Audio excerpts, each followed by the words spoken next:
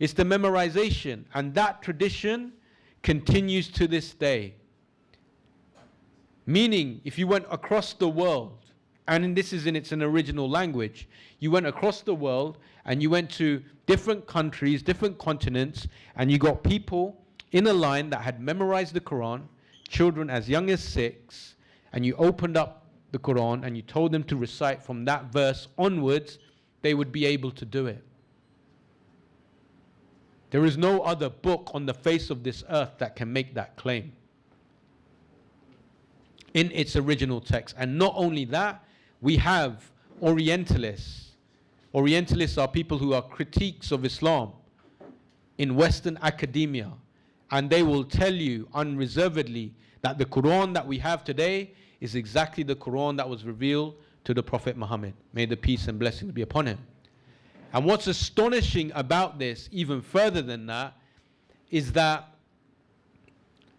this was done at the time when there was no printing press. Right? Things were written down by hand. Now the Bible went through the same process, meaning there was no printing press. Yet people wrote things down in early Christianity. Yet when you look at the Greek manuscripts, you know, there are so many differences. And you won't find a single person on the face of this earth that has memorized, you know, the whole Old and New Testament in its original language. You have millions and millions of Muslims. This is a very powerful argument, right? And you can easily show that to someone by getting them to recite the Quran. So that's one of the arguments. Allah says that Allah himself will preserve the Quran till the end of the day. Meaning that if you took every single book and you threw it into the sea, the Quran will be the only one that will be in its original form. Right? Very powerful. And the second argument is also the literary miracle of the Quran. Now someone may say, well, yes, we've heard about the eloquence of the Quran, the beauty of the Quran, the poetic rhythm of the Quran. But you know, to be honest, there have been many literary works that have been produced throughout the corpus of human history, right? And someone may say the Iliad, someone may Shakespeare, and they'll say these are great works. And the Quran is no different, even though it has these amazing linguistic features that Allah says, we made you a middle nation, right? And this is found within Surah Baqarah, and it's on the 143rd verse, right? So the verse is in between. It's not exactly the middle, because the middle would be the end of 143, but it's there, near enough in the middle, right? Because half of 286 is what? 143, yeah? So it would be at the end. But that's more of a technical thing, but it's very something interesting. But what's even more interesting about this is the way you explain it. Surah Al-Baqarah, how many verses is it? 286. How many years was it revealed over? No, it was about a decade, right? And so some of it was revealed in Mecca, some of it was revealed in Medina, right? Over a period of a decade. And at the same time, revelation was coming down of other ayat, of other verses, of other surahs. What's really striking about this example and all other examples is that when we look at classical works like Shakespeare, and we find what's known as amazing literary features or rhetorical devices within the text, is that the author, when he was constructing these things, that he went through a process of editing many times in order to build in that feature. However, the Quran, how was it revealed? As soon as it was given to the Prophet ﷺ, he would recite it. And then his people would memorize it, the companions, and they would recite it. Meaning what? There was no editing process. So you have a text now that is revealed over a decade with other surahs, and you find these amazing literary features within the Quran. How on earth could a man who didn't know how to read or write over a 10-year period build that in.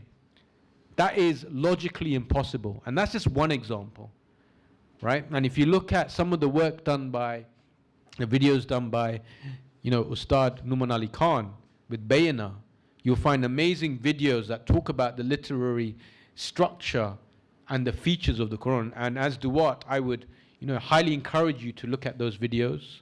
We also have a publication called The Eternal Challenge, which really mentions these things. For example, one of the things that we mention in our book, and it's a holistic, book, which talks about why the Quran is the word of God, talking about the history. One of the features we talk about is ring composition. On a whiteboard, I would write 1, 2, 3, 4, 5, right? And then I'll draw a half circle from 1 to 5. Then I'll draw a second half circle from 2 to 4. And then you'd have 3 in the middle. That's an example of ring composition. What does it mean? Meaning the first verse is in similitude to the last verse. The second verse is in similitude to the second last verse. And then you have the middle verse. Now, when we look at Surah Al-Baqarah, the scholars have said you can break it down into 9 themes. And these 9 themes are in fact a ring composition. Meaning the first thematic theme of Surah Al-Baqarah is linked to the last thematic theme.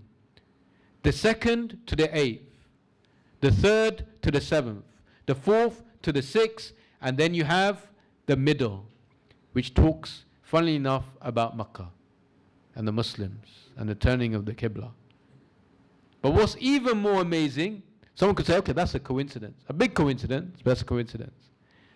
What's not a coincidence is, what is the greatest thing you find in Surah Al-Baqarah? Ayatul Kursi. And Ayatul Kursi is ring composition. So you find ring composition within ring composition. Now that's impossible for a man to build in when it's being recited to him over a 10-year period. So this is the amazing example of the literary structure or the literary miracle of the Quran. And you can explain this very easily to a non-Muslim. They don't need to understand Arabic.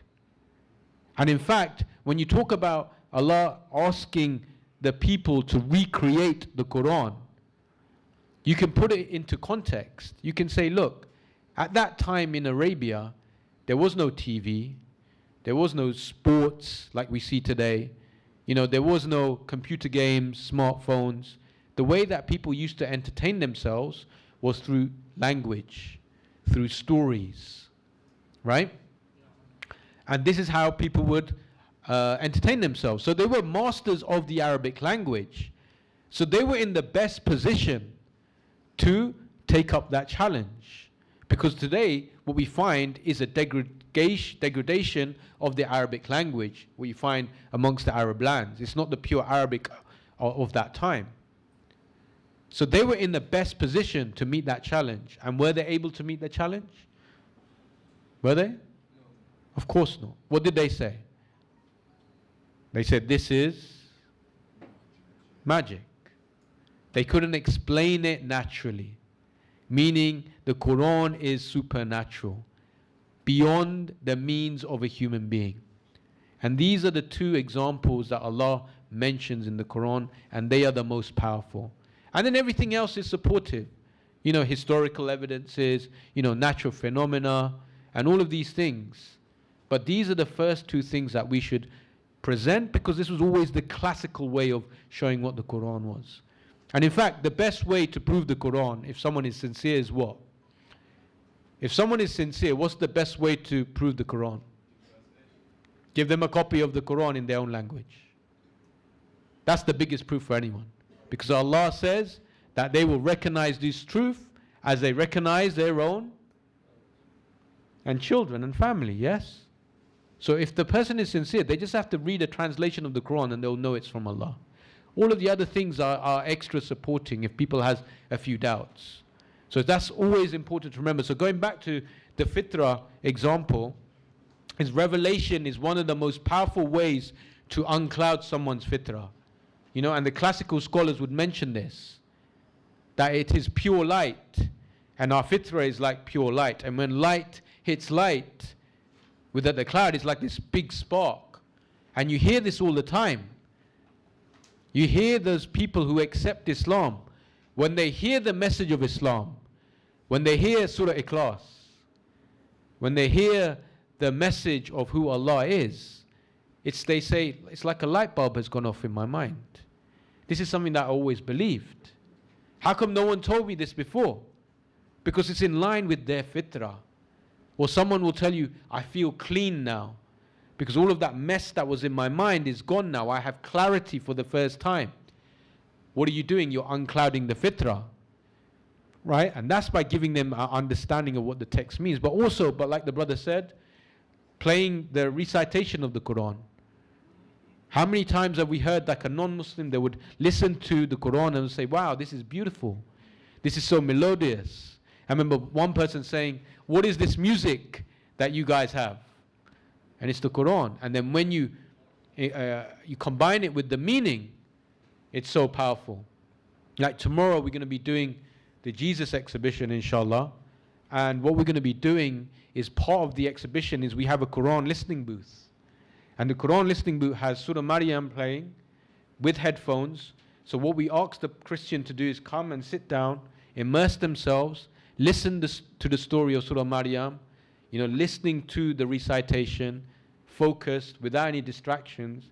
And when we've done this across the world, in London and other places, people are like, they sit there for the whole 20 minutes or half an hour, because it's connecting to something within them, the fitrah, right? And this is a way that you can uncloud someone's fitrah. So you can do this on the streets when you're speaking to someone. Anytime, you bring out your smartphone. Have you ever listened to the Quran? Listen to this and play with the English translation. What do you think? Or you've seen those YouTube experiments where they'll play Quran to a non-Muslim and they'll say, what do you think it means? And they will say, yeah, I think it means something peaceful and beautiful, and because it's connecting with them, man. And that's what the Quran does. So Quran is probably one of the best ways to uncloud someone's fitrah. But that's one way. Second way is experiences. So what do we mean by experiences? Number one, good experiences, like we explained earlier. Good akhlaq, good manners, the way you interact with someone. Because remember, people are irrational before they're rational. So you have to treat them the way you want to be treated. With love, with compassion, with kindness. You don't otherize them, meaning you're that and I'm this. No. Hamza Zotzis, he said this beautiful thing once. He said the way you should interact with someone is using these two conditions, or these things you should keep in your mind. Number one, speak to the person as if you're speaking to your mother.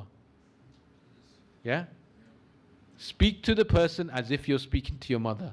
That's the first thing. Secondly, speak to that person as if this person is going to get to Jannah before you. Now imagine you employed that technique. How would your interaction be now with that person? Regardless if they're Christian, regardless if they're atheist, even if they're an Islamophobe. Yes? Imagine you employed that technique. And we know this is a classical technique. Why? Who was one of the biggest enemies of Islam? In fact, he wanted to go and kill the Prophet Muhammad sallallahu alaihi wasallam. Yes. And what happened to him? He changed, yes. He had a good interaction, and we know the story. And he felt bad. And obviously Allah opened his heart. Yeah? Now imagine, the interaction was very aggressive and negative towards him. Maybe it would have been different. Allah knows best. Right? So we need to employ these techniques.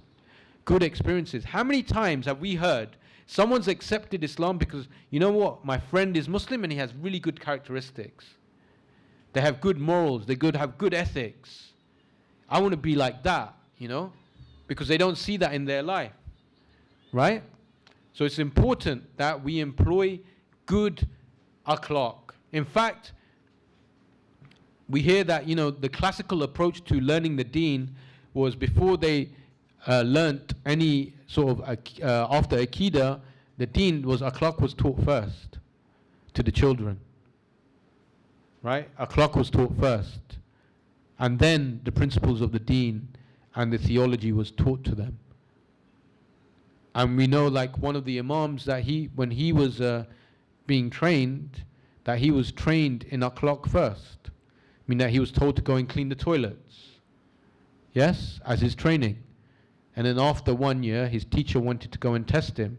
So he instructed someone to push him while he was cleaning the toilets, and he had some of the things splash over him.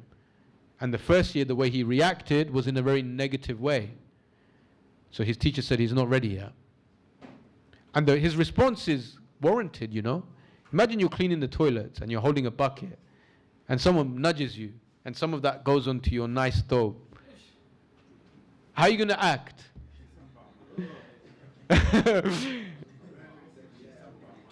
How would you act? You'd be angry, right? You wouldn't be pleased. But his teacher said, no, he needs more time. So then after a while, I think another year or whatever, went back again, and the same thing happened, and this time just smiled. Now imagine someone doing that to you and you smiled. That shows you the level of akhlaq we need to build, in the way we engage with everyone. So akhlaq and characteristics, good experiences, brings people to Islam. This is a fact. Yep. And also spiritual experiences. So I'm glad to hear, the brothers were saying that you guys do mosque open tours or open days. This is a very powerful way of people accepting Islam. Because not only do they see the history, but it's a subtle way of showing what Islam is and the message of Tawheed when they experience the adhan. They may have never heard the adhan with meaning before. How many times have we heard a non-Muslim will travel to a Muslim land just for a holiday? It may be, let's say, North Africa, it may be Arabia, it may be Dubai. Then in the crack of dawn, they hear the adhan. And they hear it all around them, like this surround sound. And you hear that people start crying. They have no idea what it means. But they hear the adhan and they start crying. That's a spiritual experience that person's having. You know why? Because it's connecting to their fitrah. So when you bring someone, they experience the adhan, when they see someone praying, when you show them the wudu, you tell them, come, let me show you how we make wudu. I've seen this myself, that people have become Muslim because they've seen how Muslims clean themselves and they themselves experienced it. And they said, I feel spiritually clean. This is beautiful. Get them to come and join you in the prayer. Get them to experience the prayer. When they feel the prayer, because the closest you can get to Allah is what? When sajda. Get them to experience that. How many people have accepted Islam because they prayed before they accepted Islam, because they love that feeling? So these things in combination, when they see all the Muslims praying together in the prayer hall, there's no idols, it's very simple, everyone's in the same line, meaning that everyone is equal. The manager could be standing behind his worker who he employs, who is leading the prayer. Islam makes everyone equal. Right? What other religion does that, regardless of your race, of your background? There's no hierarchy, It's only based upon your piety, that only Allah knows. These are amazing things that can, bring someone to Islam. Rational arguments, as, Sheikh Adnan has been going through, the GORAP, and we will conclude that. This is a powerful way because we are rational beings. We use our rationality every day to understand the world, to keep us safe, and to make sense of things. In fact, rationality is something that has been given to us that other creation of Allah hasn't, like the animals haven't. Meaning you don't see a group of cockroaches getting together for a cup of tea, discussing how the universe came together, right? They don't have that capability, right? Yet they're more robust in terms of what they call from an evolutionary perspective. But we have this ability to reason. Why have we been given this? For one reason alone, to discover who Allah is. It's simple as that. When you study the sciences, when you study the world, the whole point is to discover Allah and glorify Allah. That's the whole point. So rational arguments, and of course reflection and introspection, which is linked. Get people to think about the big existential questions that people avoid every day. Why are you here? Where did you come from? What are you supposed to do whilst you're here? What's going to happen to you when you die? What are you? How are you? Why are you? All of these questions people avoid, you know. And you can use a very simple analogy to make this point. You could say, look, imagine I'm speaking to you right now, and I'm speaking in this very monotone voice. And this monotone voice is very boring. And it's so boring, it puts you to sleep. So I want you to imagine, I want all of you to close your eyes now. I'm being very boring, I'm speaking to you, and you guys fall asleep. So close your eyes. Every single one of you. Close your eyes. So I want you to imagine you have fallen asleep. Close your eyes as well. So you've fallen asleep. Now, with your eyes still closed, I want you to imagine you've now woken up. So keep your eyes closed. You've woken up on a private jet. You're on a private jet, and you're in the most luxurious seat that you've ever been in. It's so comfortable. And when you look in front of you, your favorite food is laid out in front of you. All your best food. And when you look to your left, you look to the right, there's all this sort of entertainment that's happening. Right? And you are in pure joy now. You've got everything that you need. So, you can open your eyes now. Who here is happy in that state? You're happy, yes?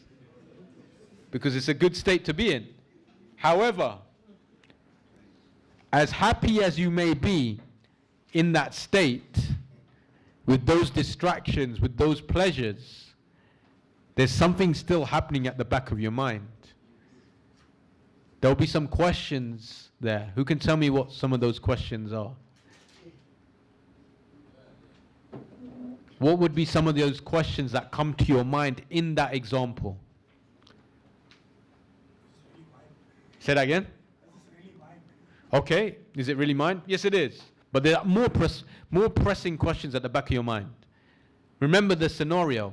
1 minute, you're here in front of Salahuddin. Next minute, you're on a plane. Am I dead? Okay, you're not dead. No, but it's happened. So it's happened. What was some of the questions that will come to you whilst you're on the plane? Enjoying that food, being in that luxury, being in that comfort. How long will it last? Okay, how long will it last? But there's even more pressing question. How did I get here? 1 second, I'm talking, I'm listening to Salahuddin. Next minute, I'm on a plane. How did I get here? Yeah? First question. What's the second question? What am I doing here? Okay, what am I doing here? What's the third question? Because yes, where am I going? Because obviously the jet is going somewhere. You don't know the destination, you just know that it's moving. These are 3 pressing questions that need to be answered. And this is an analogy for life. Because all of us, we were thrown into this existence. Right? We were thrown into reality. You didn't decide the color of your skin. You didn't decide the color of your hair. You didn't decide the color of your eyes. You didn't even decide your gender. Yet you were thrown into this existence. So you came here. But where did I come from? Okay, there may be a scientific explanation, but where did all of this come from? Where did the universe? Why does it exist? We know it's not eternal, so what's going to happen? I know a fact of life is death and taxes, yes? You hear that in the West. Death and taxes. Death is a reality. We're all going to die. What's going to happen to me when I die? All of these questions, existential questions, every single human being needs an answer to this. Now they may be ignorant, like we just were once we were on that plane, enjoying all of that comfort, enjoying the distractions, enjoying the food. We can delude ourselves. However, those questions are there at the back of every single person's mind. And that's how you can use, reflection and introspection to try and ignite and uncloud the fitrah. So this is a holistic way of doing dawah. And it's important to understand that our methodology that we use is all from the Quran and Sunnah, and like we said, when someone asks you a question, you don't need to answer the question. This is a Quranic, prophetic methodology. And I don't know if Sheikh Adnan shared this example, Surah Yusuf. Did he use this example? Did he explain it to you? No. So the story is, Surah Yusuf, we know he's an amazing Prophet of Allah subhanahu wa ta'ala, and he went through many tests, but one of his tests was when he was thrown into jail unjustly. And whilst he was in jail, there were two other people there, and they both had dreams. So they saw Prophet Yusuf alayhi salam as a righteous man, and they said, you know what? We need interpretation, so let's ask him. Because they saw him as a righteous man. He may know the answer. He may be able to help us. He's a good man. So they asked him. And what was the response? So they asked him a very specific question about their dreams. And what was the response of Yusuf alayhi salam? Did he answer them by telling them what their dreams meant? Did he at the beginning? No. What did he do? He gave them the iPod and told. Yeah, he says, what I know, and I'm paraphrasing, is from Allah, my Lord. And I disassociate myself with the disbelievers. He's giving dawah first before he's even addressed the question. Right? This is from the prophets. Another example. Prophet Isa alayhi salam, yes? Very prevalent and very relative here in South Africa and Africa, yeah? That when he was born, his beloved mother was facing some serious allegations. So she went back and they said, what have you done? You've done an unrighteous thing. They're thinking she's committed, adultery or fornication. Sorry, not adultery, but fornication. And she's committed a huge sin. And she was a person who was serving in the temple, right? Or the house of Allah. How could she do such a thing? So they're accusing her. And remember that she's taken a vow of silence, yes? Allah has told her to take a vow of silence. And just on a side note, does anyone know how she communicated to her people that she had taken a vow of silence? No. Not before that, showing the people that she's taken a vow of silence. Pointing to the church? Not quite. And this is inferred, we're not 100% sure, but this taking vow of silence was prevalent amongst, Bani Israel, that it was a commandment of Allah. We know that which other prophet is mentioned in the Quran took a vow of silence? Zakaria, yes. So there's some of the speakers, and they say that the way that they would tell their people that they've taken a vow of silence, because obviously you can't speak, yeah? And most people were illiterate, so they wouldn't write it down. The way they would do it was through a symbol, and the symbol would be this, or a gesture. It would be like this. Meaning, I've taken a vow of silence for my Lord. Yeah, very simple gesture. Allah knows best if that's 100% correct, but they would use a gesture. So she used that gesture. She can't